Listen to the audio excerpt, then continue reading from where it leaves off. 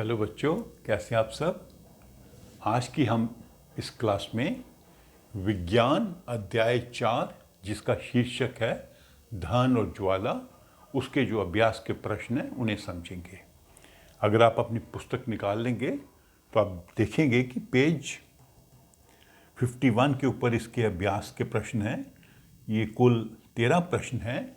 तो हम सभी प्रश्न एक वीडियो में नहीं करेंगे, 3-4 प्रश्न या 5 प्रश्न पहले वीडियो में कर लेंगे, तो बाकी प्रश्न जो हैं दूसरे वीडियो में करेंगे। क्योंकि मैं प्रश्नों के उत्तर दे आपको बताने के साथ साथ ये थोड़ा टॉपिक भी पूरा समझा दूंगा, ठीक है। तो अभी आप आ जाएं प्रश्न 1 पर। दहन की परिस्थितियों की सूची बनाएं। तो ये प्रश्न 1 है।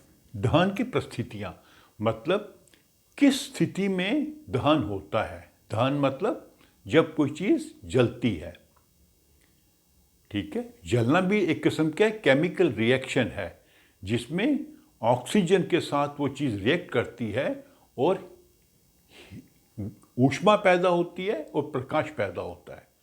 जब भी चीज किसी पदार्थ में दहन होगा तो ऊष्मा पैदा होगी, प्रकाश पैदा होगा। तो ये केमिकल रिएक्शन है जो पदार्थ जब है ऑक्सीजन के साथ रिएक्ट करता है। तो पहली चीज क्या होनी चाहिए इसमें, ये प्रश्न 1 है। तो दहन होने के लिए क्या होनी चाहिए कि जो पदार्थ है वो ज्वलनशील होना चाहिए, ठीक है। जैसे लकड़ी है, कपड़ा है, पेट्रोल है, डीजल है, कोयला है, लेकिन स्टील नहीं जलेगा, ठीक है।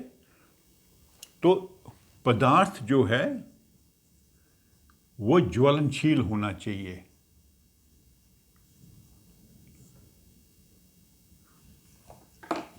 पहला पॉइंट इसका ये आएगा, ज्वलनशील होना चाहिए, ठीक है। दूसरा चीज क्या है, हर पदार्थ का एक तापमान होता है जिस तापमान पर वो जलता है। अर्थात जब कोई चीज उस तापमान तक गर्म कर दी जाएगी फिर वो जलने लगेगी, तब उसमें दहन होगा। उस तापमान को क्या कहते हैं, उस तापमान को कहते हैं ज्वलन तापमान, ज्वलन ताप। तो जब कोई पदार्थ ज्वलन ताप तक गर्म हो जाएगा तो वो जलने लगेगा, ठीक है। जैसे आपने देखा होगा कि लकड़ी को जलाते हैं, सूखी लकड़ी जल्दी जल जाती है, गीली लकड़ी देर से चलती है, क्योंकि गीली लकड़ी का ज्वलन तापमान अधिक होता है, उसको अधिक गर्म करना पड़ता है तब वो जलती है।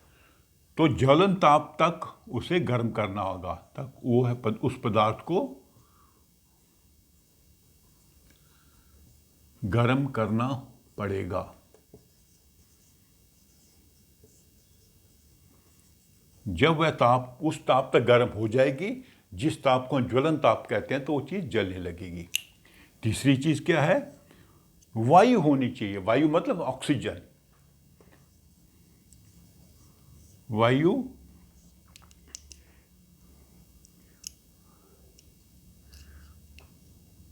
आवश्यक है ज्वलन के लिए, दहन के लिए।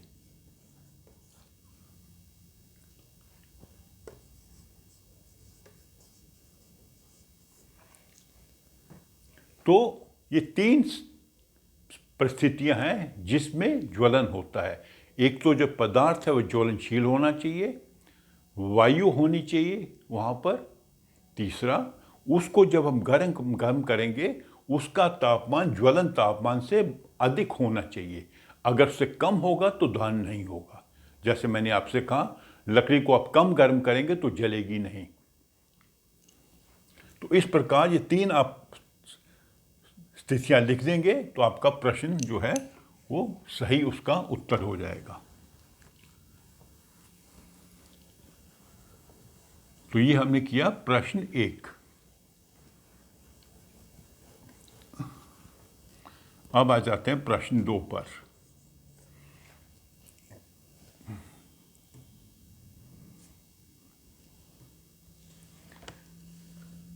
रिक्त स्थानों को पूर्ति कीजिए। इन्होंने 4 वाक्य दिए हुए हैं, हर वाक्य में एक एक जगह गैप है, रिक्त स्थान है, उस रिक्त स्थान को भरना है। तो पहले आप बुक से पढ़िए जरा। पहला लिखा है लकड़ी और कोयला जलने से वायु का डैश होता है। लकड़ी और कोयला धुआं निकलता है तो प्रदूषण होता है।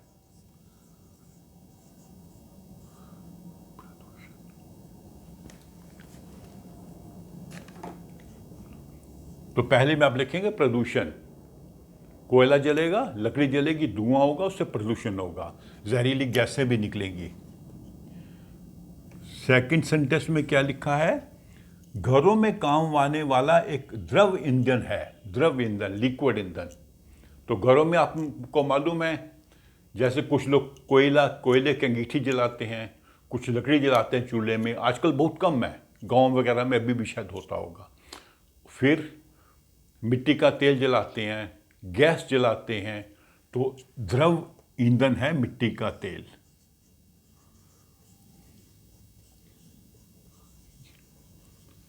ये सेकेंड आंसर हो गया। जलना प्रारंभ होने से पहले ईंधन को उसके ताप तक गर्म करना आवश्यक है। अभी मैंने बताया कि कोई चीज पदार्थ तभी जलेगा जब उसको हम ज्वलन ताप तक गर्म करेंगे। तो इसका आंसर होगा ज्वलन ताप।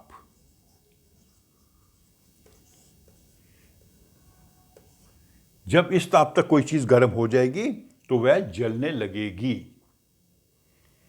अगर इस ताप तक गर्म नहीं होती है तो जलेगी नहीं।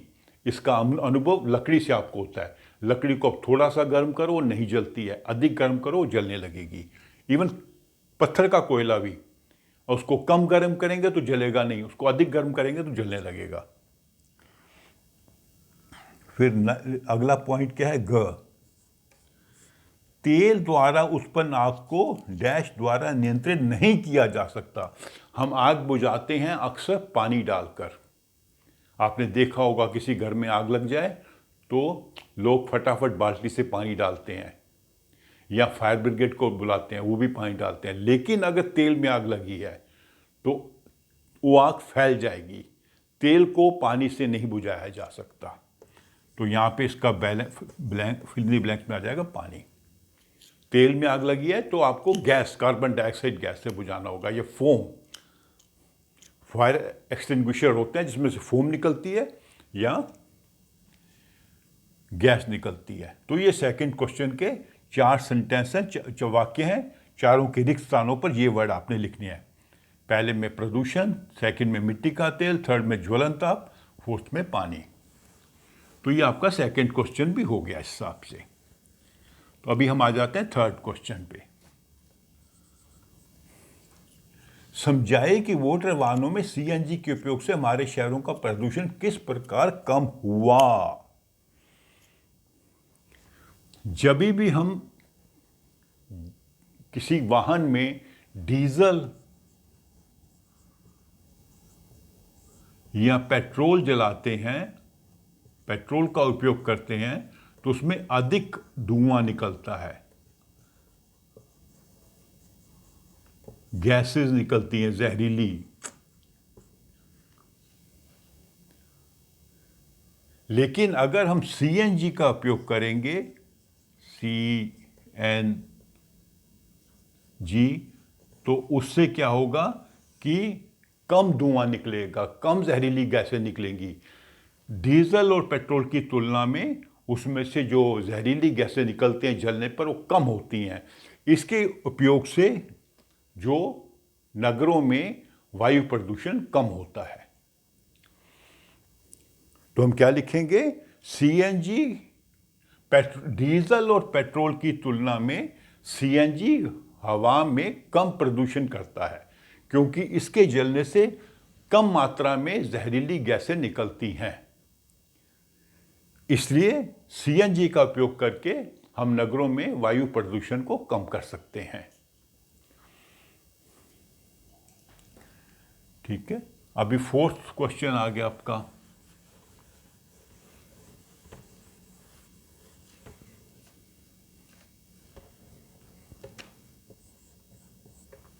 फोर्थ क्वेश्चन क्या है?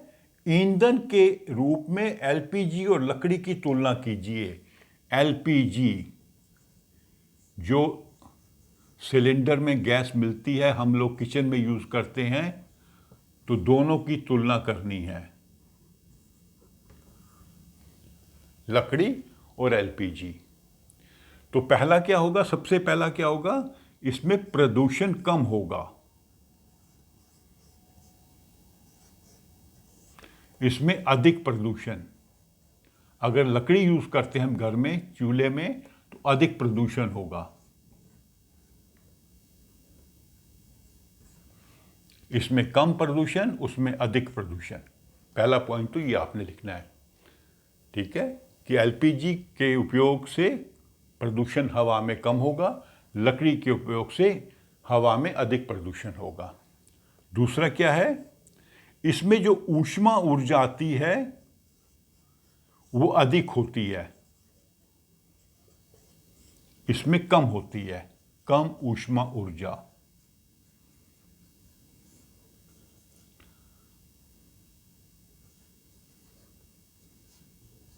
क्योंकि इसका ऊष्मीय मान कम है। अगर हम 1 किलो लकड़ी जलाते हैं और 1 किलो एलपीजी यूज करते हैं, इसमें बहुत कम हमें ऊष्मा मिलेगी, इसमें बहुत अधिक ऊष्मा मिलेगी। तो ये सेकंड पॉइंट हो जाएगा आपका कि एलपीजी से हम एलपीजी के उपयोग से हमें अधिक ऊष्मा ऊर्जा मिलती है, लकड़ी के उपयोग से हमें कम ऊष्मा मिलती है, इसमें कम, इसमें अधिक। तीसरा, इसको रखने के लिए कम जगह चाहिए। सिलेंडर होगा या पाइप से आ जाएगी, लेकिन लकड़ी रखने के लिए हमें अधिक जगह चाहिए।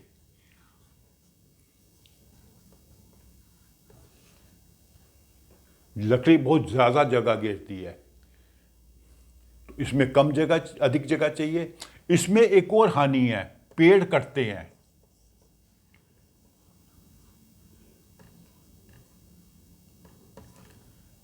तो हमारे जो है जंगल हैं वो वहाँ पे पेड़ों की कमी हो जाएगी, इसमें पेड़ों की कमी नहीं होगी, ठीक है। पेड़ कटते हैं, पेड़ नहीं काटने पड़ते।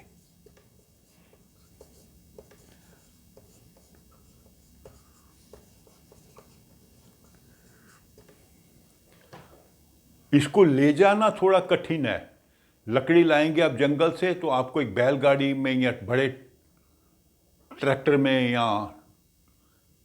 उसमें लानी पड़ेगी, ट्रॉली में लानी पड़ेगी। जो गैस है वो तो सिलेंडर से आ जाएगी या पाइप से आ जाएगी। तो ये 4 पॉइंट आप लिख सकते हैं। पहला पॉइंट प्रदूषण को लेके होगा, इसमें प्रदूषण कम है, लकड़ी में ज़्यादा है। दूसरा ऊष्मा ऊर्जा है, एलपीजी में अधिक ऊष्मा ऊर्जा मिलती है, लकड़ी जलाने से कम ऊष्मा ऊर्जा मिलती है। इसको रखने के लिए हमें कम जगह चाहिए, क्योंकि सिलेंडर होगा तो थोड़ी सी जगह घेरता है किचन में, पाइप से आ रही है तो कोई भी जगह नहीं घेरेगा। इसको रखने के लिए हमें बहुत जगह चाहिए, और इसके लिए पेड़ काटने पड़ते हैं, लकड़ी नहीं, पेड़ नहीं काटने पड़ते। लकड़ी का हम उपयोग करेंगे तो पेड़ कटेंगे। और लास्ट पॉइंट हो जाएगा, ये 4th पॉइंट है, और लास्ट पॉइंट हो जाएगा ले जाना। इसको ले जाना एक जगह से दूसरी जगह सरल है, क्योंकि या तो सिलेंडर्स में ले जाएंगे या पाइप द्वारा ले जाएंगे। इसको ले जाने के लिए हमें अधिक प्रयास करना पड़ता है, अधिक मेहनत करनी पड़ती है। इसको ट्रैक्टर में या ट्रॉली में या ट्रक में लाना पड़ेगा। तो ये आपके पॉइंट्स हैं जिससे आप जो है इसका क्वेश्चन नंबर 4 सॉल्व कर सकते हैं, 4 का उत्तर दे सकते हैं, ठीक है। तो ऐसा करते हैं, इस वीडियो में हम 4 क्वेश्चन ही समझते हैं।